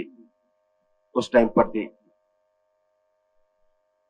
प्रोग्राम खत्म हुआ, सब भाई लोग चलने लगे, तो श्री राधे वल्लभ जी, जो रिश्ते में हमारे चाचा जी भी लगते हैं, और डॉक्टर कृष्ण वल्लभ जी, भाई साहब जी से प्रार्थना की कि गर्मी बहुत बहुत है, लू चल रही है, अगर रात को यहां विश्राम करके सुबह यहां से निकला जाए वापसी के लिए तो आपके लिए अच्छा होगा, गर्मी बहुत। महाराज जी तैयार हो गए कि ठीक है सुबह निकल जाएंगे। हम लोग छोटे छोटे हुआ करते थे उस टाइम पर। सामने क्योंकि झड़बेरी फालसे के पेड़ लगे हुए थे, थोड़ा अच्छा लगा, कभी देखे नहीं थे कि फालसे लगते कैसे। हम लोग वो तोड़ने के लिए निकल गए बाहर। शाम का समय था। कुछ समय बाद खबर आई कि महाराज जी ने आपको बुलाया। वापस आए, कहते हैं शाम का पूजा का समय हो गया, आप लोग क्या कर रहे हो, पूजा करो। उनका नियम था आधा घंटा सुबह पूजा और आधा घंटा सायकाल पूजा। वो खुद करते थे, कराते नहीं थे। अपने घर के अंदर बहुत सुंदर एग्जाम्पल सेट की थी उन्होंने। सुबह उठते हैं, अगरबत्ती धूप बत्ती जलाते हैं, अपने आप ध्यान में बैठते, दूसरे बैठे या ना बैठे। नियम था, पक्का नियम। शाम का समय हुआ, उस टाइम महाराज जी कुर्ता और धोती पहने हुए थे। चारपाइयां बिछी हुई थी, 4-5 चारपाइयां थी, दरी लगा दी गई, आसन लगाया, तकिया रख दिया गया, और जो बच्चे भाई लोग थे वो सारे बैठे, सब लोग बैठे पूजा के लिए। आवाज आई कि आइए, हम लोग भी आए। उस टाइम महाराज जी ने ये फरमाया कि भाई आज का शाम का जो ध्यान का काम है वो आप कराओ।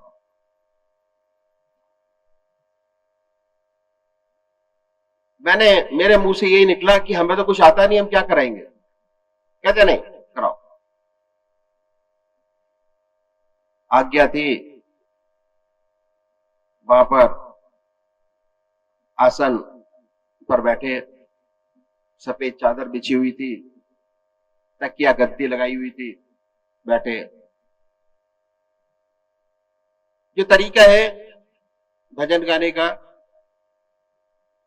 तो मैंने उस टाइम पर ये कहा कि भाई किसी को भजन आता हो तो गाओ। कोई एक तो शेरगढ़ के सत्संगी भाई हैं, नाम भूल रहा हूं उनका मैं, मेरे को याद नहीं है, शक्ल याद है उनकी, शायद यहां बैठे हो तो अपने आप निकल के आएंगे। 30 साल पहले की बात है, पहला प्रोग्राम शेरगढ़ का हम लोगों ने अटेंड किया। आ जाइए, आगे आ जाइए।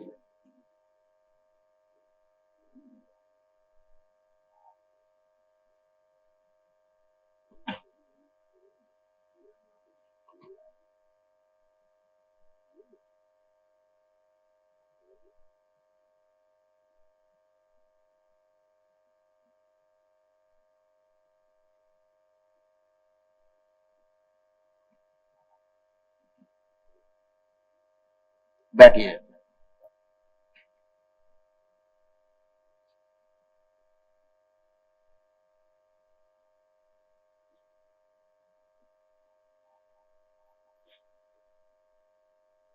तो आपने भजन गाना शुरू किया। भजन शुरू किया,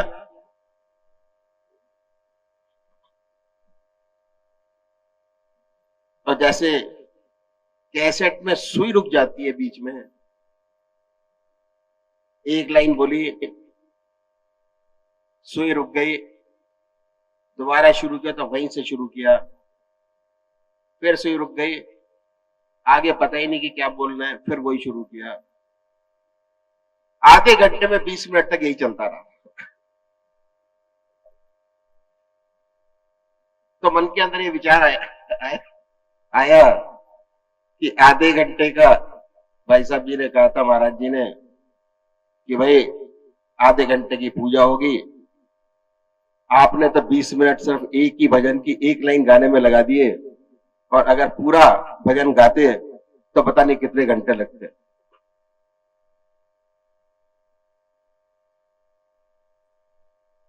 पर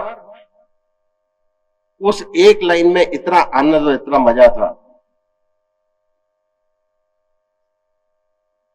20 मिनट अश्रुधारा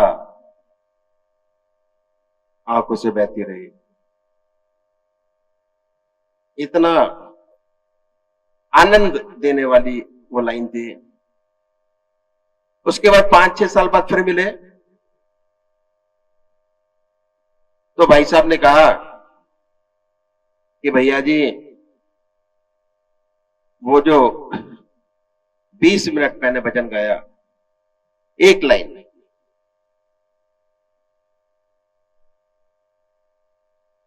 उतना आनंद आज तक जिंदगी में नहीं आया जितना उस टाइम पर आया।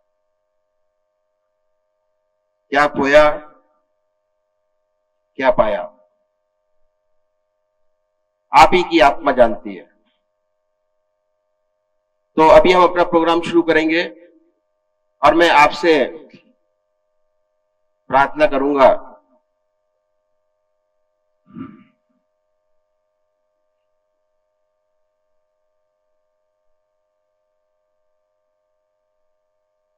कि जो भजन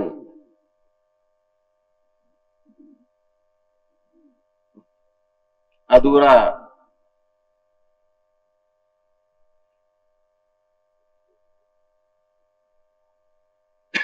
रह गया था उसको पूरा करें।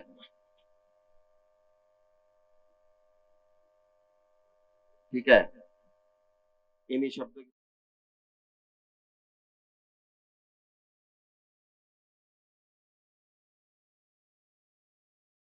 रूबरू होते हैं पूज्य भैया जी के दफ्तर में कार्यकाल के आखिरी विशेष दिन से। जैसा राणा जी ने अपनी फेयरवेल में कहा, मुझे याद है आज भी, कि बड़े बड़े काम भी कितनी आसानी से हो जाते थे, पता नहीं चलता।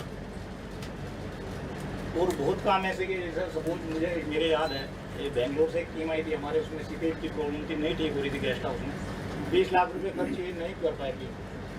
अल्टीमेटली गोयल साहब को बोला गया और 2-3 लाख रुपए में कंप्लीटली प्रॉब्लम सोल्व कर दी। मतलब इतने सिंसियरली काम करने में, ऑफिस में अपना काम पूरी जिम्मेदारी से, और इतना सेंसिटिव काम पीआर का, जो कि बड़े लेवल पे, हर लेवल पे जो बिल्कुल उसमें रहते थे, जैसे CMD लेवल या डायरेक्टर लेवल, कभी कोई प्रॉब्लम नहीं आई। और सभी हमारे CMD लेवल पे, डायरेक्टर लेवल पे, उनको बराबर उसी तरह सम्मान मिलता था। कोई किसी ने कभी भी उनको, उनका पेशेंस, उसका कोई जवाब नहीं। कभी CMD के सामने खड़े हों, डायरेक्टर के सामने खड़े हों, बिल्कुल सिंपली नॉर्मली, कभी लगता नहीं था कि CMD से बात करें, सिंपली खड़े होते थे। ना उनको कभी मैंने देखा कभी नर्वस होते हुए या कोई पेशेंस होते हुए, कभी नहीं। ना कभी मैंने गुस्से में देखा। इवन के हम तो लोग तो क्या करते थे, अगर हमको कोई थकावट है, बैठ के थोड़ी देर हमारी थकावट और चिंता दूर हो जाती थी ऑटोमेटिक। दूसरा पहलू जीवन का, ये एक अखिल भारतीय सत्संग सभा जिसके हेड हैं, और बहुत अच्छे से वहाँ भी जिस तरह से यहाँ पे काम करते हैं, वहाँ उससे भी सिंसियरली वहाँ तो काम करते हैं। मैंने खुद जा करके वहाँ देखा है, उनकी आवाज़ अलग वहाँ पे हो जाती है, और वहाँ पे जाके ही पता चलता है कि वो वास्तव में क्या उनका है, वो क्या चीज़। अगर मैं कहूँ तो अतिशोक्ति नहीं होगी, वास्तव में मुझे कहते हुए कोई अर्ज नहीं कि वास्तव में एक संत है। मैंने बहुत नज़दीक से देखा है इनको।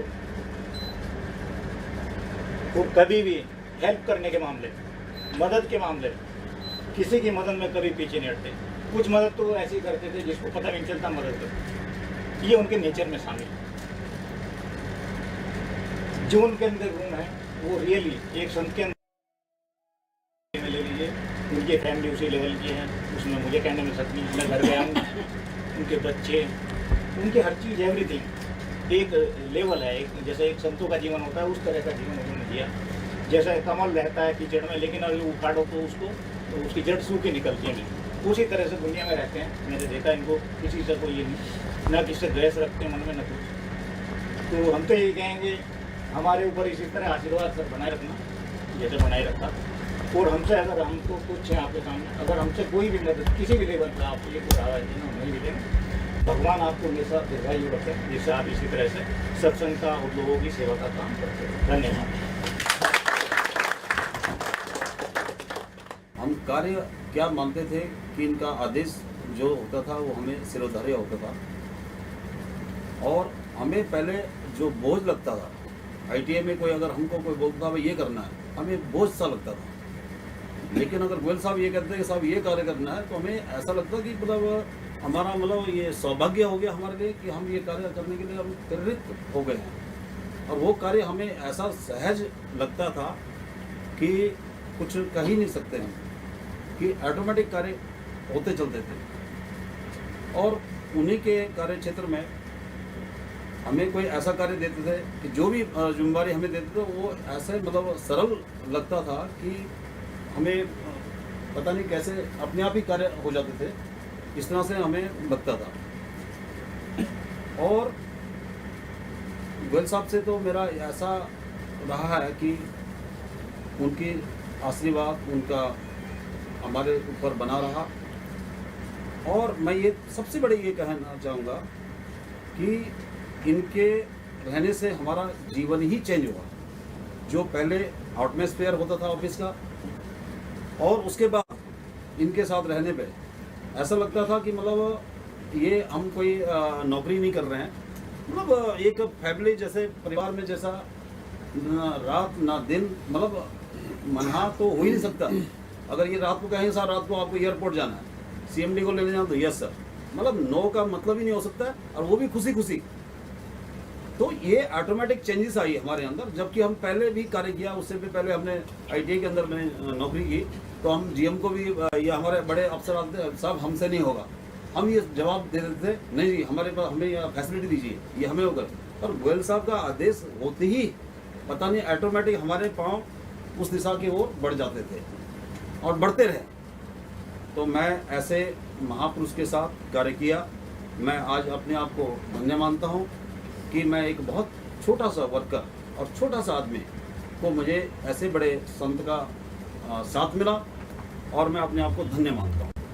विशेष में अधिक न कहते हुए आप सभी लोगों का धन्यवाद करता हूँ, और गोयल साहब की दीर्घायु और सुखी जीवन की ईश्वर से कामना करता हूँ। धन्यवाद। मैं दो शब्द यूज़ करूँगा, काम और काम। एक काम है हिंदी का और एक काम है इंग्लिश का। तो हमने तो इनको ये देखा 2.5 साल में कि अपना काम जो है काम रहते हुए करते थे पूरा। तो इनसे हम लोगों को काफ़ी कुछ सीखना है कि हर मतलब डिफरेंट परिस्थिति में इन्होंने एकदम संयम रखते हुए, जैसे इन्होंने बताया कि सीनियर ऑफिसर्स भी आते थे यहाँ पर, तो जब सीनियर ऑफिसर्स आते हैं तो ऑब्वियसली जो है मेंटल प्रेशर हो जाता है काम का। भले ही हो सकता है हम रिलैक्स होकर कर सकते हैं, लेकिन इन्होंने जिस ढंग से किया है उसको, वो सभी के लिए एक एग्जाम्पल है। तो हम इनकी लंबी उम्र के लिए स्वस्थ जीवन की शुभकामनाएं करते हैं। He is an institution in himself. His presence makes everybody feel calm and soothing atmosphere. Anybody with any, turbulence in his mind sits before him, automatically the calm prevails. And that is something which is aura in his, maybe he, as I said, is an institution in himself. He is a calmness in himself, and he brings soothing and calmness to everybody who so is around. बाकी तो सब पता है, everybody knows how he has worked. His sincerity, his dedication, I don't know how to describe. So I wish him all the best, his family, and the second innings of his life. Thank you.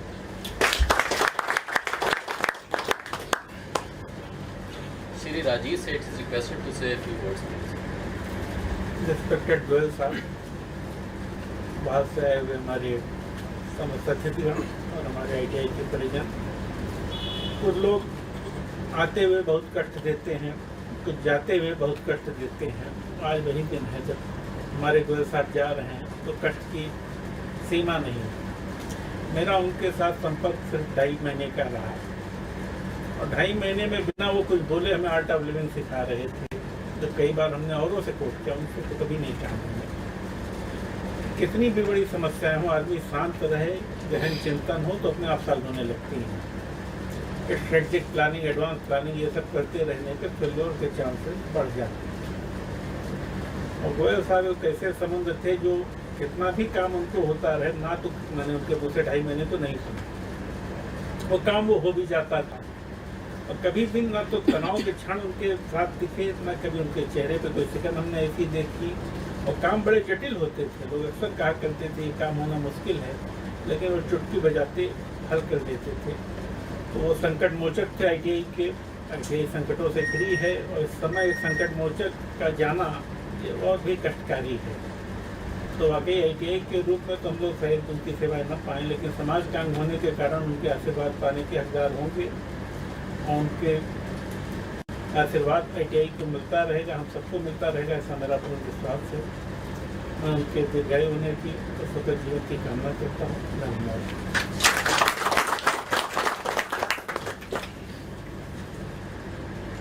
Goyal साहब की शख्सियत, उनका व्यक्तित्व, इसका कोई मेल नहीं है।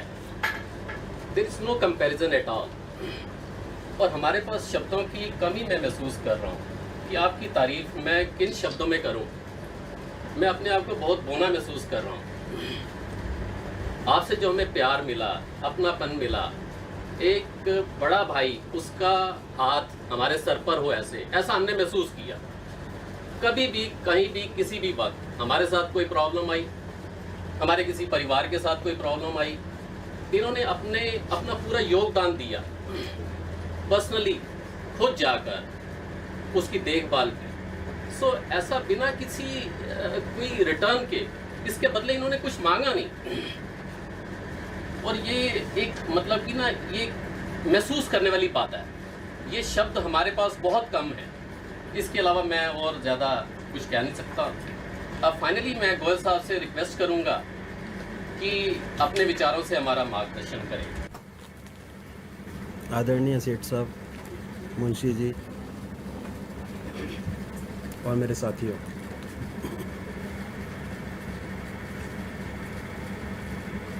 जब मैं यहाँ आया था शुरू में तो मुझे कुछ नहीं आता था PR का।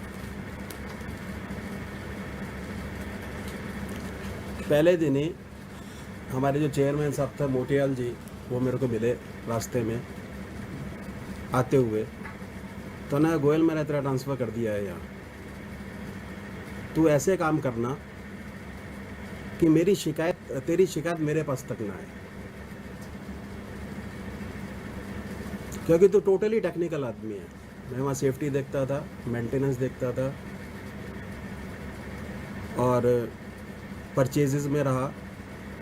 PR का कोई एक्सपीरियंस नहीं था। तो मैंने उनको यही कहा कि कोशिश करूंगा कि आपको इस चीज़ का मौका ना मिले। मैंने यहाँ जो किया वो अपना परिवार समझ के किया। जैसे पांडे जी ने कहा, काम और काम, इस पर ही मेरा बल हमेशा रहा कि जितनी शांति से काम किया जाए उतना अच्छा है। और बहुत से काम ऐसे होते थे कि हम सोच भी नहीं सकते थे, उसके बाद भी वो काम हो जाते थे सारे। तो ये बहुत ज़रूरी है, एक तो मनन करना, और दूसरा अपना समझना चीज़ को। अगर आप अपनी चीज़ को अपना समझ के चलेंगे तो ऐसा नहीं है कि हम कहीं असफल रहे। दूसरी चीज़, मैंने अपने कभी भी सबऑर्डिनेट को, अपने साथ काम करने वालों को कभी भी मैंने दोषारोपण करने की कोशिश नहीं की। हमेशा उनको सपोर्ट किया, और उसका रिज़ल्ट आप लोगों के सामने। मुझे नहीं मालूम था कि आप लोग